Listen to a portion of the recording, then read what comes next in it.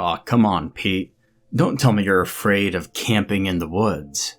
I told you, I found a place. But I was afraid. I was very afraid. And I couldn't explain why, but my guts were telling me not to go there, that something terrible would be happening. Of course, I couldn't just tell my friends that, or I would have never heard the end of it before the end of the school year. You see, when you're 16 years old and your friends are calling you a pussy, all you can do is laugh it off and bury your gut feeling. I should have trusted my instincts more, but then again, I've always been the most cautious of our group. While the four of us were a force to be reckoned with at school for our jackass-worthy stuff, I wasn't the reckless one. No. I was pretty tame, all things considered. And sure, I did my lot of stupid things for attention, but I've never jumped from a 4-story building and into a pool to prove myself. But Dylan did, and he also fractured his ankle on the edge of the pool. So he spent the rest of the last summer showing it off at parties so girls could leave their numbers on his plaster. So, of course, when Dylan offered to go camping in the woods, I had my reserves. He told us he found an old hunter's cabin, that we wouldn't even need our tent because there were beds and stuff. We even had a perfect plan so our parents wouldn't figure out where we were. And we were supposed to be at Matt's place for the weekend. Matt's older brother was the one taking care of him since their parents died in a crash. And, well, he was actually pretty chill. If our parents called, he said we were going to make up some excuse for us being unable to go to the phone. And the classic shower or they went to the cinema and I'll pick them up at 10 kind of deal. We were safe, and we'd done that plenty of times already and it always worked out. Michael put his hand on my shoulder, which forced me to come to a stop. His fox-like grin clashed with the rest of his angelic face. If I didn't know him, I would think something was very off with him, but that's just the kind of vibe he gives off. A mess of dirty blonde hair crowned him, and soft silky blue irises locked onto me. If you're scared, you could always drink this. And out of nowhere, he passed me the smallest bottle of vodka I'd ever seen. I stared at him dumbfounded, wondering where the heck he got that, and then remembered that his sister was a flight assistant. She probably stole those at work, and he found her stash. He tossed a small bottle of Jack Daniels at Dylan, and Captain Morgan bottle at Matt. Branches cracked underneath my feet as I walked closer to the rest of the group for a collective cheer with our 2-ounce bottles in hand. And after that, I did feel a lot less tense. We then kept walking, following Dylan's lead to the famous cabin in the woods he told us about. And when we got there, we all burst into laughter. This nightmarish vision was far from a hunter's cabin. It looked more like a shack that's been left to abandon for years. Wow, what a fucking 5-star luxury room you found us there, Dylan.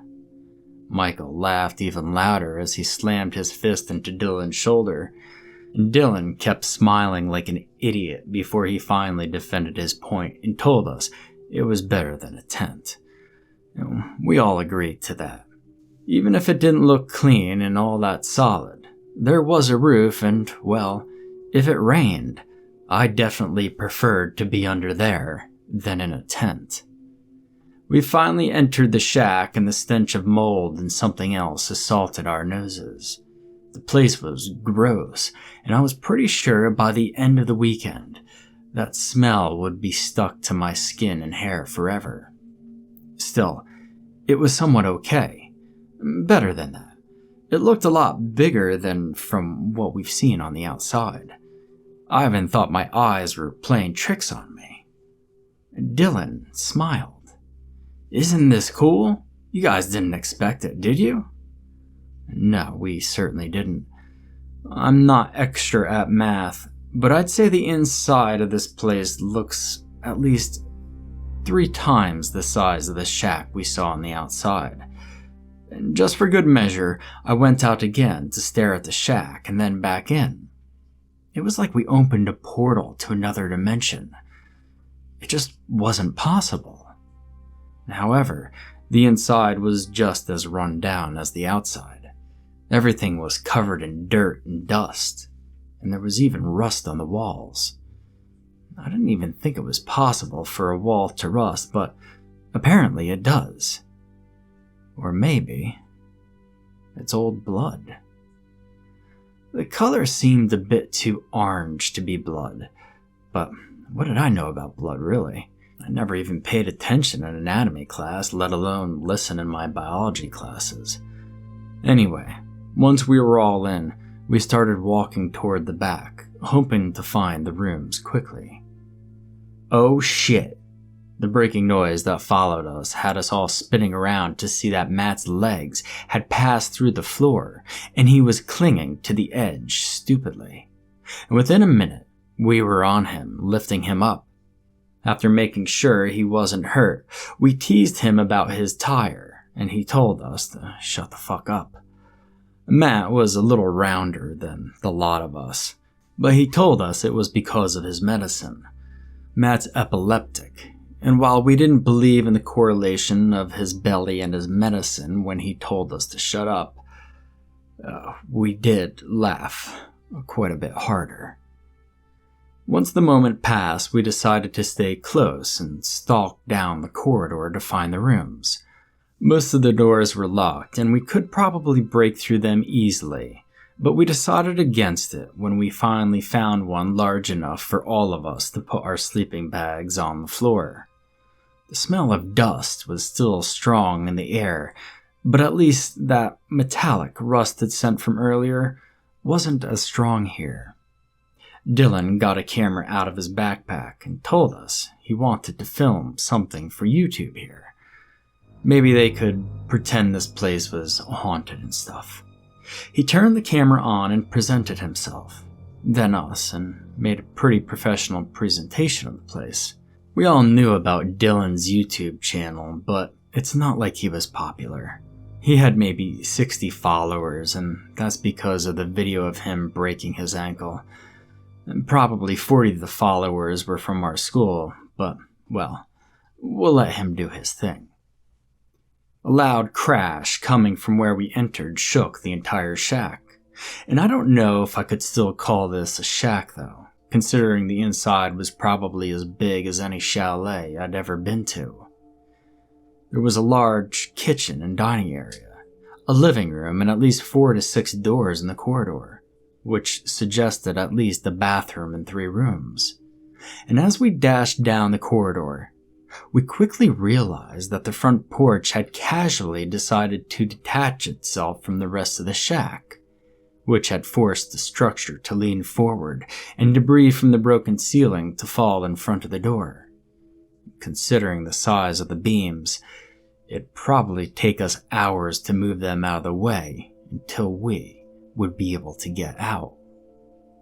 Now us freaking out was probably good for Dylan's recording, and he added intensely that the ghosts didn't want us to leave. A shiver rushed down my body as his eyes shone, and I suddenly felt uncomfortable. Very uncomfortable. I'd never known myself to be claustrophobic, and this place was still relatively large, but the fact that our exit was blocked deeply unsettled me. Reaching for the closet window, I realized quickly that these couldn't be open. They were just glass panels. I could probably break one with a chair, but I wasn't panicky enough right now. "Hey, let's check the other rooms." Dylan pointed the camera at me and I shoved my hand at it. He told me I was pale as a ghost and just needed to chill. Stalking down the corridor again, we reached to the first locked door. Dylan passed the camera to Matt before saying a little, "Check this out," and attempting a Hollywood-worthy stunt of breaking through the door with just a kick. When he fell back on his ass, he was quick to tell us this would be cut from the video. We still got a good laugh at him, though. Taking back his camera, he told Matt to break the door. And considering he was the biggest of us, it didn't take him long for him to break it. 2 or 3 well-aimed shoulder slams, and we were in. Now, as we entered, we realized this isn't a bathroom. It's a door that leads to a basement. We didn't even know there was a basement. Using our phones as flashlights, we slowly descended into the darkness, hands scrambling about the walls, trying to find a light switch. All things considered, it was pretty stupid. We were in the middle of nowhere. There probably wasn't any electricity here. But then, the lights went on, and we were all very surprised.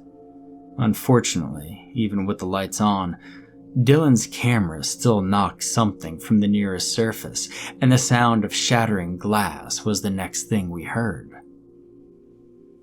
The basement was certainly not anything shabby. Everything was in stainless steel and looked pretty clean, as if someone had just been there minutes ago. The mystery of the lights was resolved when we found a movement detector, but that still didn't explain why there was such a high-tech room in the abandoned shack. Dylan kicked something toward me, and I felt my heart rise in my throat. The glass jar that had exploded on the ground was full of blood-red worms in a preserved liquid. And there was maybe 4 or 5 thick, weird-looking worms in there. Now, they all looked dead, though some of them were twitching slightly. It was probably nothing, though. No signs of life in those disgusting worms. And the stench was awful, too. And now that I had one close to me, I realized how putrid it really was. It smelled like nothing I ever smelt before. Like rot and metal. I really didn't want to think about it. But it's the kind of smell I would easily associate with the decomposition of human flesh. And I don't know why I thought zombies when I smelt it. Dylan flashed his camera at the worms and kept filming the strange high-tech lab before Matt said he was bored and wanted to see the rest of the rooms. We all agreed to leave the basement, but we also knew we'd stumble upon something we probably shouldn't have. Breaking the other doors was simple enough, but we were disappointed to find out that behind them was nothing like what we found in the basement. Just a bathroom, a sort of library, and another room with foam mattresses. We got back to our room of choice, and Michael opened his backpack, only to reveal a lot more of those tiny bottles. Matt was responsible for the food, so he brought us pizza wrapped in plastic wrap, and a few cans of Dr. Pepper. Cold pizza isn't the best, but when you mix it with shots and Dr. Pepper, well, it's actually pretty okay for a meal. Before we knew it, we were all drunk and having fun, completely forgetting about the can of worms we opened in the basement. And even less longer after that, we were all making our beds. I was lucky enough to win the actual bed, so I laid out my sleeping bag on top of the foam mattress and prepared for sleep as my less likely friends prepared theirs on the floor around the room. Matt was the first one to fall asleep, his snoring loud enough to keep us awake another 20 minutes, just long enough so that we could laugh at him and throw stuff in his general direction. However, once Matt was asleep, there was no waking him up. He was the first out, but he'd also be the last up, as usual. Eventually, though, we all fell asleep. Here's where it gets a little crazy. Somewhere in the middle of the night, I woke up feeling thirsty as hell. I noticed a movement near Matt, but since it was dark, I couldn't see well. It's only when he rolled around and laid on his back that I saw clearly. There was a worm there, red as we saw it in the basement, crawling on the side of his neck and toward his ear. I stared at it in disgust but couldn't find myself to react. I saw it as it penetrated my friend's ear and buried its way inside, but I was convinced I was dreaming, so I just went back to sleep. I fell asleep within seconds despite being quite shaken from the sight I just witnessed. I was sure it was just a nightmare. When we woke up, Matt was gone. It wasn't in his habits to be the first to wake up, so we all decided to go look for him. We didn't find him anywhere on the first floor, so we went back down to the basement, and there he was. His face was pale, which was unusual since he was always red in the cheeks. His eyes looked darker too, and the dark circles digging under his eyes were telltales of his lack of sleep that night. And sweat had his curly brown hair stuck to his forehead, and when we finally managed to tear our gaze away from his grayish face, it was only to notice that he was holding 2 of these worms in his hands. His soulless gaze peered at us emotionally as he parted his lips and brought a worm up to his mouth. It crawled into his mouth, and I couldn't hold back. I instinctively put my hand in front of my mouth, but it was too late.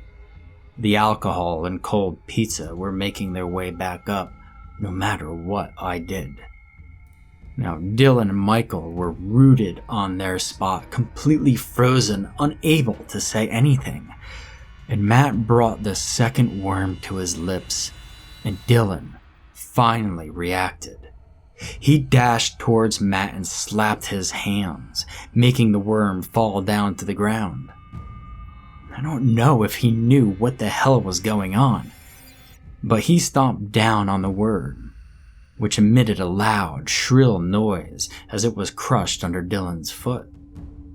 Dylan screamed at Matt, asking him what the hell is wrong with him, but he didn't receive an answer. Matt's eyes started to bleed and were fixed on Dylan, and he reached for Dylan's throat and he started to squeeze. Michael and I both tried to pry his hands away from Dylan's neck, but he was too strong, too stiff, and his grip was unrelenting. I picked up a glass shard from the ground, and I stabbed Matt in the shoulder, but he didn't even budge. Dylan was purple in the face, and drool dribbled down his chin.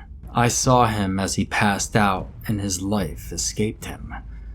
Matt didn't even move, didn't even stare at me or Michael. It's Michael who put his hand on my shoulders and screamed that we needed to get the hell out of there right now. Now my fingers were covered in Matt's blood, and I was in shock as Michael dragged me out of the basement and we climbed the stairs, 2 stairs at a time. We had barely reached the floor when we heard a sickening crack and a squelching noise. We refused to think about what it was, but we were pretty sure that Dylan's head suffered the same fate as the worm he'd crushed moments earlier. And then we heard stomping, loud, rapid stomping towards the stairs. Michael and I locked the door as we went up, and we dashed toward the entrance, but we quickly realized it was blocked. Using the chairs we found, we slammed them against the windows. It took 2 or 3 tries, and on the 3rd, it finally exploded. The glass shattering noise in unison with the wooden door bursting open as Matt finally broke through. We didn't bother looking behind us as we threw ourselves out the windows and dashed into the woods towards the road. We knew we only had a 5-minute walk to get to the road, and we could probably make it in 2. We yelled at each other just to start running, and we ran for our lives, but Matt was on our tail. I outran Michael, and I heard Michael scream behind me, but the sound came to an abrupt halt. I couldn't look back. I didn't have time for that. My heart was in my throat, and the thumping of my heart was deafening all the sounds behind me. I didn't know if Matt was still with Michael, or if he was dashing after me. All I knew is that I needed to get out of there, and I needed to get out now. When I reached the road, I didn't stop running, and I also didn't look left or right. My entire left side burned, and blood rose in my mouth as I was hit by a car, and I passed out right then and there. When I woke up, I was in a hospital room and I couldn't feel my legs. My mom was crying and my dad's face looked like he'd gotten 20 years older. And later that day, I learned that they found Michael's mutilated body in the woods. His limbs had been separated from his body, and they told me they also found the shack, but it had been burnt down to the ground, and there wasn't anything resembling an underground lab. They asked me if I took drugs, and I said that I drank alcohol, but not enough to hallucinate blood-red worms, a high-tech lab, and everything else. Oh yeah, they also found Matt in the woods, about 5 miles away from where we were. The blood under his nails and feet confirmed that they were Michael's and Dylan's. But the strangest of all was the lack of brain and spinal fluid. He said it was like someone had surgically removed his brain and cleaned the skull, without actually having to cut his skin. Oh yeah, they never did find the blood-red worms.